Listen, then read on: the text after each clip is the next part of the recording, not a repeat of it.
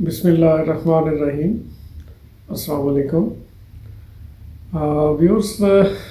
ہم جو ہے بڑے امپورٹنٹ جو ہمارا ٹاپک جو ہے وہ بریڈ کا اور اس کی آگے اس کو بریڈ کو کیسے چلانا ہے یا کیسے چلاتے ہیں، تو اس پہ ہم پچھلے لاسٹ 2 ایپیسوڈس سے بات کر رہے ہیں۔ تو اس میں جو ہے آج ہم بات کریں گے کراس بریڈنگ کے متعلق کہ کراس بریڈنگ کیا ہوتی ہے اور کراس بریڈنگ کے کیا ہم اس کا استعمال جو ہے وہ کیسے کر سکتے ہیں بریڈ کو آگے چلانے میں۔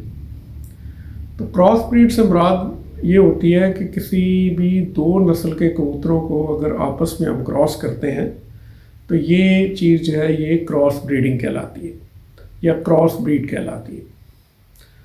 اصل جو چیز ہے وہ کوئی بھی جو نسل بنتی ہے وہ بنتی کراس بریڈ سے ہی ہے، اس میں کوئی دو رائے نہیں ہے یا اس میں کوئی شک والی بات نہیں ہے۔ تو اس میں جو ہے یہ کوئی بھی ایک نسل جو ہے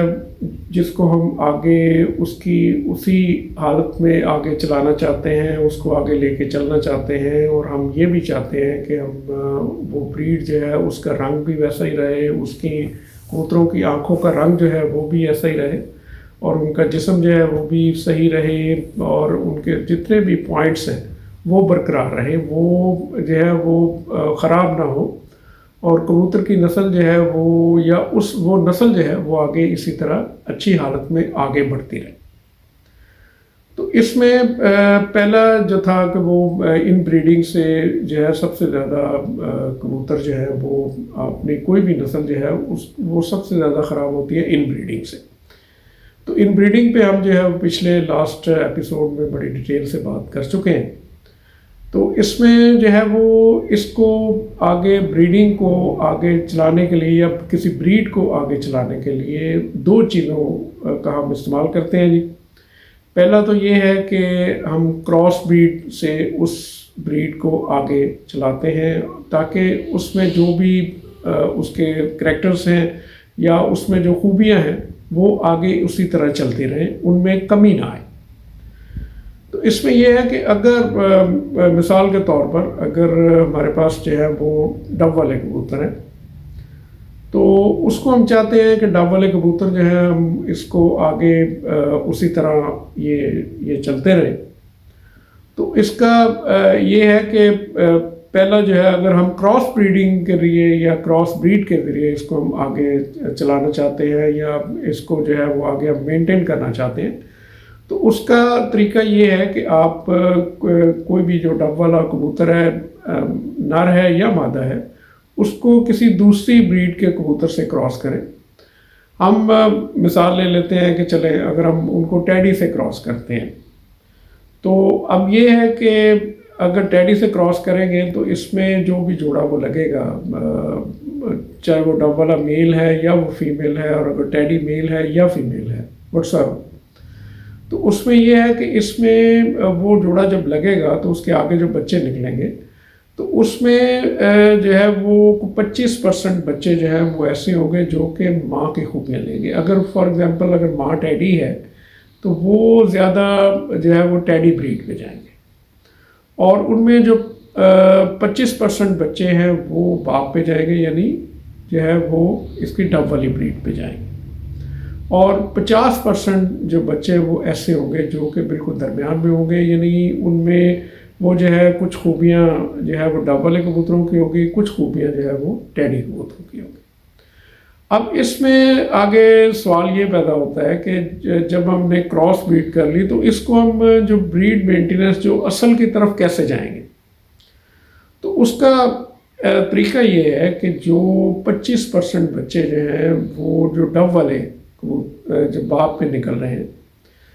تو وہ ان میں کچھ بچے ایسے ہوں گے 25% میں سے جو کہ جو آنکھ کے اپنے جو رنگ میں وہ باپ پہ ہوں گے، اور ان کی آنکھ جو ہے وہ بھی تقریباً اپنے باپ پہ ہوگی، اور کچھ بچے ان میں سے ایسے بھی ہوں گے کہ جو کہ رنگ تو باپ جیسا ہوگا لیکن ان کی آنکھ جو ہے وہ ذرا لائٹ ہوگی، چونکہ اس میں ایک جو ہے وہ ٹیڈی کراس آ چکے۔ اب اس میں یہ ہے کہ جو بچے وہ نکلیں گے ان کا ڈیفینیٹلی جو ڈب والا کبوتر ہے یا وہ مادہ ہے اس سے وہ بچے چونکہ اس میں ایک بار اور آ چکا ہے تو وہ ان کا جو ہے وہ جسم بھی ان سے زیادہ بہتر ہونا چاہیے اور اس کا پر بھی اچھا ہوگا یقیناً، اور اس میں جو ہے وہ خوبیاں بھی جو ہے وہ کافی مطلب ٹھیک ہوں گی۔ تو اس میں یہ ہے کہ وہ بچے جو کہ اگر آپ چاہتے ہیں کہ اسی طرح جو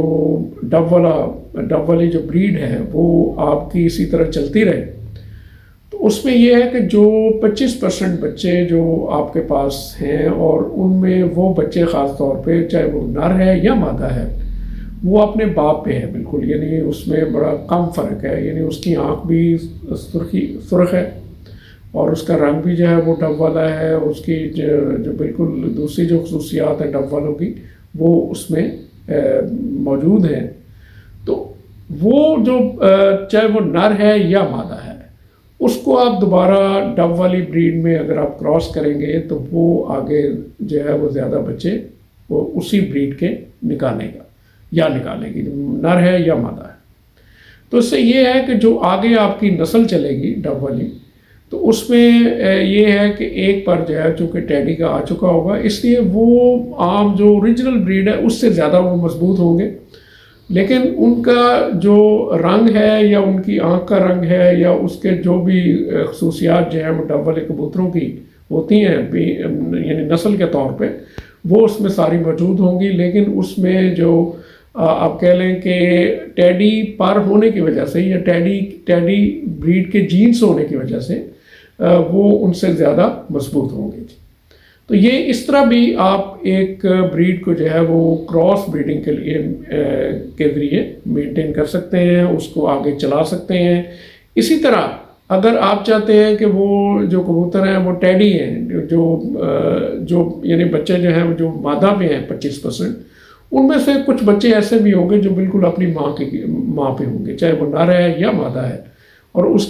کی آنکھیں جو ہیں وہ بھی ماں پہ ہوں گی، یعنی وہ لائٹ کلر کی آنکھیں ہوں گی اور اس کا رنگ بھی جو ہے وہ بھی اپنی ماں جیسا ہوگا۔ تو اس میں یہ ہے کہ وہ والے بچے آپ کے کام کے ہیں۔ اگر آپ ان کو واپس جو ہے وہ چاہتے ہیں کہ آپ ٹیڈیوں میں بھی یہ ڈب والا بلڈ جو ہے وہ ایک پر چلتا رہے، تو اس کو آپ واپس جو ہے وہ ٹیڈی کبوتروں میں کراس کر سکتے ہیں، اور اس عمل کو ہم بیک کراس کہتے ہیں۔ تو یہ بیک کراس کے ذریعے جو ہے یہ آپ وہ ٹیڈی کبوتروں میں اگر آپ وہ واپس کراس کریں تو وہ بالکل ٹیڈی بچے ہی نکالیں گے زیادہ تر، اور اس میں یعنی ٹیڈیوں سے زیادہ اس میں زیادہ خوبیاں ہوں گی، اس میں زیادہ مضبوطی ہوگی، اور اس طرح یہ ہے کہ وہ ٹیڈی نسل جو ہے وہ بھی ان بریڈنگ سے بچ جائے گی، اور یہ اپنا یہ جو بلڈ ہے کراس بریڈ کا، یہ مطلب ہے کراس بریڈ کے ذریعے جو آپ نے ایک پر چینج کیا ہے وہ ان میں جو ہے وہ چلتا رہے گا۔ تو دوستو اس طرح جو ہے یہ ہم کراس بریڈ کا فائدہ جو ہے وہ لے سکتے ہیں۔ عموماً یہ خیال کیا جاتا ہے کہ اگر دو نسلوں کو ہم کراس کر دیتے ہیں تو وہ جو بچے جو ہیں وہ اپنی نسل سے دور ہو جاتے ہیں، تو یہ پھر وہ یعنی وہ جو اس طرح جو ہے وہ ہم کسی یعنی جو نسل ہے اس کو ہم اس کے اپنے رنگ ڈھنگ میں یا اس کو اپنے خصوصیات میں اس کو آگے نہیں چلا سکتے، تو ایسی بات نہیں ہے۔ تو اس میں یہ ہے کہ جو بھی بچے اپنے ماں پہ یا باپ پہ جو دو مختلف نسلوں کے ہیں جن کو ہم نے آپس میں کراس کی ہے، تو اس طرح ہم جو ہے وہ بیک کراس کے ذریعے وہ جو نسلیں جو ہیں ان کو ہم آگے اس طرح جو ہے وہ چلا سکتے ہیں۔ اس سے یہ ہے کہ ان میں جو ان بریڈنگ کا آسپیکٹ جو ہے وہ کافی حد تک کم ہو جائے گا، ان کے آگے جو بریڈ میں جو ایک کمیاں آ جاتی ہیں مسلسل آپس میں لگنے کی وجہ سے، ان بریڈنگ کی وجہ سے، تو وہ کمیاں جو ہے کافی حد تک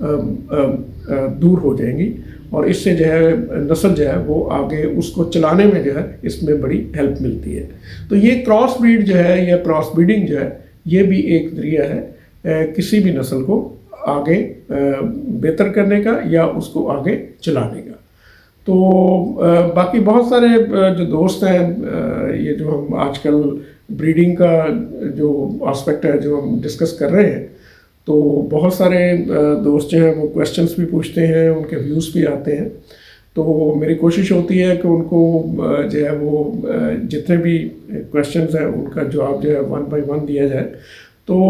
کچھ دوستوں کے کویشچنز کچھ ایسے بھی ہوتے ہیں کہ جو کہ نیکسٹ آنے والے ویڈیو میں یا ایپیسوڈ میں وہ ٹاپک جو ہے وہ سلیکٹڈ ہوتا ہے. تو وہ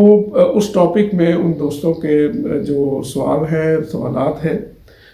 یا ان کا جو ویو پوائنٹ ہے اس کا جو ہے وہ جواب میں امید کرتا ہوں کہ وہ جواب جو ہے ان کو کلیئر ہو جاتا ہے. تو یہ بہرحال انشاءاللہ جو نیکسٹ ہمارا ایپیسوڈ ہوگا تو اس میں ہم جو ہے وہ انٹرا بیڈنگ پہ بات کریں گے. یہ بڑا ایک ماڈرن کانسیپٹ ہے, تو انشاءاللہ اس پہ ہم ڈیٹیل میں بات کریں گے کہ انٹرا بریڈنگ کا کسی بھی بریڈ کو آگے چلانے میں اس کا کیا رول ہے, اس کا کیا عمل ہے. تو تمام دوست جو ہیں امید ہے کہ انشاءاللہ یہ جو پوائنٹ میں نے کلیئر کیا ہے تو وہ جو ہے ان کے نالج کے لیے یا ان کی آسانی کے لیے تو انشاءاللہ یہ امید ہے کہ یہ مددگار ثابت ہوگا. تو اللہ تعالیٰ آپ سب کو اپنے فرمان میں رکھے. بہت شکریہ جی. السلام علیکم.